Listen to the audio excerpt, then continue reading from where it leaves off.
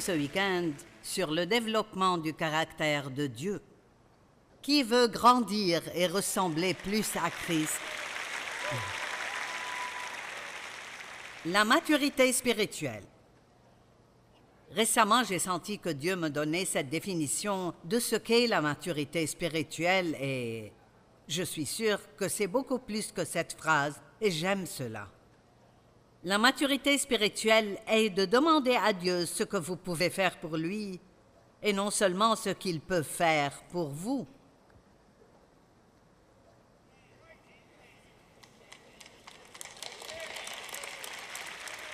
Je me demande combien d'entre vous, quand vous faites vos prières, demandent à Dieu « Que puis-je faire pour toi aujourd'hui? Qui puis-je bénir? Qui puis-je aider? Montre-moi quelque chose que je peux faire pour toi. » J'ai commencé à faire cela tous les jours. Il y a peut-être 3 ou 4 ans et c'est incroyable si vous écoutez les gens. Si vous prenez l'habitude d'écouter les gens, ils vous diront ce dont ils ont besoin et ce qui leur fait mal. Ce n'est pas nécessaire que quelqu'un soit dans un besoin désespéré pour que vous lui donniez quelque chose. Certains ont simplement besoin d'être bénis et ils peuvent même avoir plus d'argent que vous, mais ils ont toujours besoin d'une bénédiction. Donner est l'une des plus grandes choses où vous pouvez devenir un expert. C'est vraiment le cas. Si vous voulez de la joie dans votre vie, devenez des donneurs. Ne vous contentez pas de donner au moment de l'offrande, mais soyez des donneurs dans votre vie. Faites du don un style de vie. Je tiens à le répéter. Arrêtez de juste demander à Dieu de faire des choses pour vous. En fait, vous pourriez arrêter de faire cela pendant un certain temps.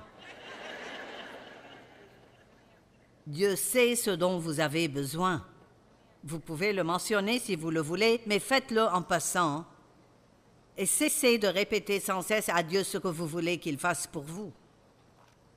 Au lieu de cela, essayez de demander à Dieu chaque jour ce que vous pouvez faire pour lui et voyez comment cela changera votre vie. Je crois vraiment que lorsque nous bouclons la boucle, c'est ce qu'est la maturité spirituelle. C'est de ne plus rester fixé sur soi-même et de dire comme Paul, ce n'est plus moi qui vis, c'est Christ qui vit en moi. Et ce que je vis maintenant dans mon corps, je le vis dans la foi au Fils de Dieu. Ou c'est en lui que nous avons la vie, le mouvement et l'être. Ou chaque jour je risque la mort.